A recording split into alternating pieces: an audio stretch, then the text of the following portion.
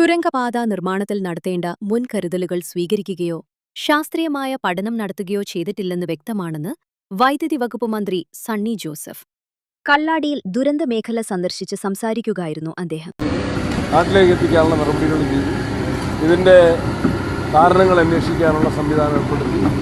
ഇതൊക്കെയാണ് ഏകോപനമെങ്കിൽ ഏകോപനം. അല്ല, ഇവർ പറയുന്നത് ദുരന്ത നിവാരണ അതോറിറ്റി പല നിർദ്ദേശങ്ങൾ നൽകി, അത് പക്ഷേ കമ്പനി പാലിച്ചില്ല. അങ്ങനെ കമ്പനി പാലിക്കാത്ത അല്ലല്ല, അതിനെ സംബന്ധിച്ച് നിങ്ങൾ കമ്പനിക്ക് വേണ്ടിയോ അല്ലെങ്കിൽ ആർക്കിനും വേണ്ടി ആർഗിയാനല്ല. ഈ കാര്യത്തിൽ പരിസ്ഥിതി പ്രാധാന്യം കണക്കിലെടുത്തുകൊണ്ട് ചെയ്യേണ്ട പഠനങ്ങൾ, എടുക്കേണ്ട മുൻകരുതലുകൾ എടുത്തിട്ടില്ല എന്നുള്ളതൊരു യാഥാർത്ഥ്യമാണ്. അതിൻ്റെ വിശദാംശങ്ങൾ ഗവൺമെൻറ് പരിശോധിക്കും എന്ന് തന്നെ കൃത്യമായിട്ട് മുഖ്യമന്ത്രി പറഞ്ഞിട്ടുണ്ട്. ഇവിടെ എത്തിയ മന്ത്രിമാർ പറഞ്ഞിട്ടുണ്ട്. ഇത് അത്തരത്തിൽ അന്വേഷണ വിധേയമാണ്. ഒറ്റ കാര്യം കൂടി, ഈ തുരങ്കപാതയ്ക്കെതിരെ നേരത്തെ വലിയ കോടതിയിലൊക്കെ സമീപിച്ച സാഹചര്യം ഉണ്ടായിരുന്നല്ലോ. അന്ന് പല കാര്യങ്ങളും മറച്ചു വെച്ചിട്ടാണ് ഈ പദ്ധതി നടപ്പാക്കാൻ ശ്രമം നടത്തിയെന്ന് പ്രകൃതി സംരക്ഷണ സമിതി അടക്കം വിമർശനമായിട്ട് പറഞ്ഞത്, ഹർജിയും വന്നതാണ്.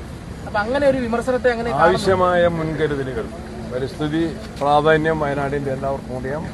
വയനാടിൻ്റെ മണ്ണിൻ്റെ ഘടനയെക്കുറിച്ച് ഞാൻ കുറച്ചുനാൾ വയനാട്ടിൽ കൃഷിപ്പണി എടുത്തതാണ്.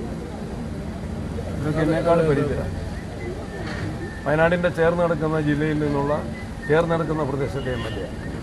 വയനാടിൻ്റെ ലാൻഡ് എത്രയോ എക്കോളജിക്കലി ഫ്രജൈലാണ് എന്നെല്ലാവർക്കും അറിയാം.